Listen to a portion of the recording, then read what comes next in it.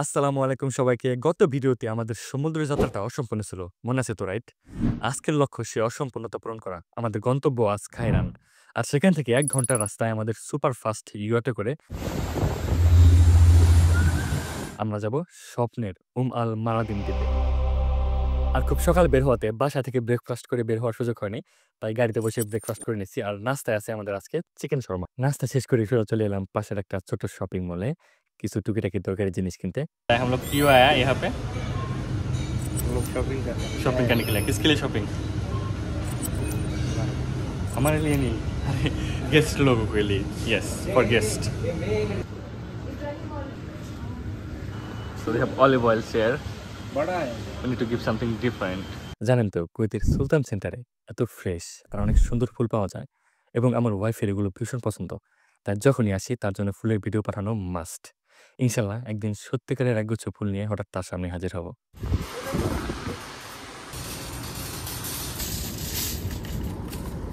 So আমাদের এরপরে stop হচ্ছে খারেন মল। কারণ আমাদের আরো কিছু এক্সট্রা গ্রোসারি লাগবে। আর গতবার আমরা শুধু বাইরে থেকে দেখিয়েছিলাম। কিন্তু আজ সুযোগ হলো ভেতরটা ঘুরে দেখানোর।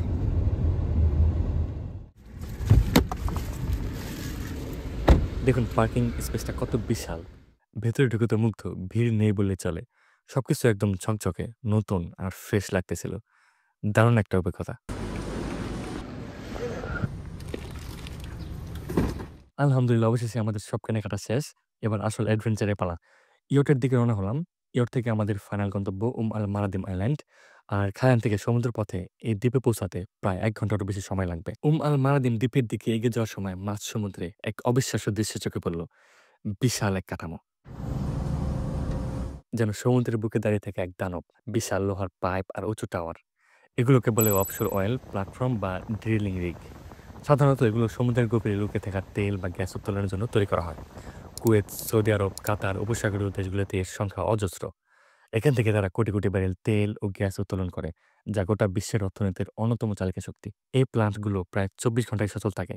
কর্মীরা এখানে কাজ করে, থাকে, এমনকি হেলিকপ্টারে যাতায়াতের জন্য ছোট ছোট হেলিপ্যাডও থাকে। সমুদ্রের মাঝখানে দাঁড়িয়ে থাকে সুবিশাল প্লান্টগুলো দেখে সত্যি অন্যরকম একটা অনুভূতি হয়। মানুষের প্রযুক্তি আর পরিশ্রমের কাছে সবকিছু কত তুচ্ছ মনে হয়। এই দৃশ্য দেখে আমার মনে হলো আমরা প্রবাসীরা যেন নিজেদের আর পরিবারের স্বপ্ন পূরণের জন্য কত অক্লান্ত পরিশ্রম করি। তেমনি এই প্ল্যানগুলোর গভীরেও হাজার হাজার প্রবাসীর ঘাম আর স্বপ্ন মিশে আছে।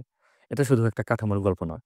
এখানে প্রতিদিন শত শত মানুষের জীবন, শ্রম আর স্বপ্ন জড়িত। নীল জলরাশি, জেলিফিশের আনাগোনা আর এক নতুন অনুভূতির রোমাঞ্চকর যাত্রা। কিন্তু এই সবকিছুর মাঝেই যখন ইয়ট ঢেউর তালে তালে চলতেছিল, তখনই আমার শুরু হলো তীব্র মাথা ঘোরা আর তারপর বমি।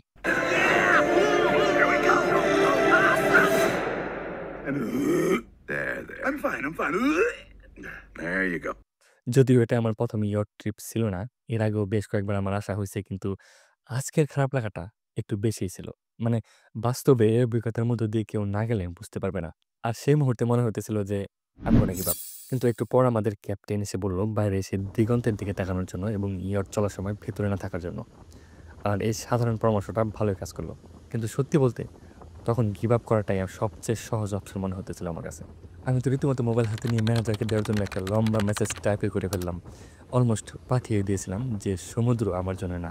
কিন্তু শেষ মুহূর্তে একটু পজ করলাম, থামলাম এবং ভাবলাম না, I can not give up. কারণ আমি বিশ্বাস করি প্রতিটি বাধা, প্রতিটি চ্যালেঞ্জই আমাকে নতুন একটা সম্ভাবনার দিকে নিয়ে যাবে। আলহামদুলিল্লাহ প্রায় ১ ঘন্টারও বেশি সময় সমুদ্রের পথ পাড়ি দিয়ে অবশেষে আমরা গন্তব্যে পৌঁছালাম। অনেকেই আগে থেকেই তাদের ইয়ট নিয়ে এখানে ছিল এবং আরো অনেকেই আসতেছে, রাস্তায় আছে। আর সবাই যখন একসাথে হয় তখন এখানে অনেকটা একরকম উৎসব পরিবেশ তৈরি হয়। আমি নিশ্চিত বাংলাদেশ থাকলে এখানে হয়তো অনেকে ভাসমান স্ট্রিট ফুডের দোকান দিত। পৌঁছানোর পর দেখলাম ২ জন কোস্ট গার্ড প্রতিটি সন্দেহজনক নৌকা চেক করতেছিল। আরো একটা বিষয়, সমুদ্রের পথে কেউ কুয়েতে বাইরে যাওয়ার আগে এখানে ইমিগ্রেশন এবং কাগজপত্র সংক্রান্ত কাজের জন্য থামতে হয়।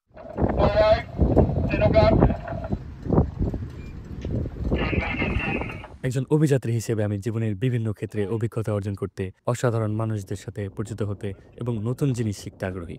আমার পথ চলা এখনো বাকি। আবিষ্কার করার আছে আর অনেক কিছু। আল্লাহ আমাকে সুস্থ ও জীবিত রাখলে আমি এই যাত্রা চালিয়ে যাব। আমি এই বার্তায় দিতে চাই যে প্রতিটি কাজে ভালো-মন্দ উভয় দিক থাকে। যেমন জীবনের ভালো ও খারাপ দিন থাকে। কঠিন সময়গুলো আমাদের ভিতরের শক্তি জাগিয়ে তোলে।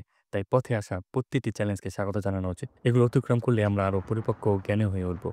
প্রতিটি অভিজ্ঞতা আমাদের নতুন কিছু শেখায়।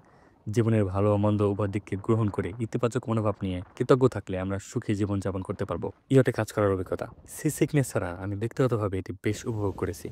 সেই মুহূর্তে যদিও হাল ছেড়ে দিতে ইচ্ছে হয়েছিল, কিন্তু আমার বিশ্বাস এই সমস্যাটা মানিয়ে নেওয়া যাবে। We can overcome this. Sea sickness বাদ দিলে এটা সত্যি মজার এবং দারুণ একটা অভিজ্ঞতা ছিল। তবে এটি আমার সারা জীবনের পেশা নয়, বরং একটি চমৎকার স্মৃতি হয়ে থাকবে। আজকের ট্রিপটা শুধু একটা ভ্রমণ ছিল না, এটা ছিল নিজের ভেতরের এক গভীর যাত্রা। এই যাত্রা আমাকে একটা চরম সত্য শিখিয়েছে। Do what you fear most. যে জিনিসটা আমাদের সবচেয়ে বেশি ভয় দেখায়, সেটাকে আমাদের জয় করতে হবে। আল্লাহ যেন আমাদের সকলকে হেদায়েত দান করেন, ক্ষমা করেন এবং হালাল রিজিক দিয়ে আমাদের জীবন বরকতময় করে দেন। পরবর্তী অ্যাডভেঞ্চারে আবার দেখা হবে ইনশাল্লাহ। ততদিন সবাই ভালো থাকবেন, সুস্থ থাকবেন। আসসালামু আলাইকুম। فسيح سبيل الدموع سبيل مريح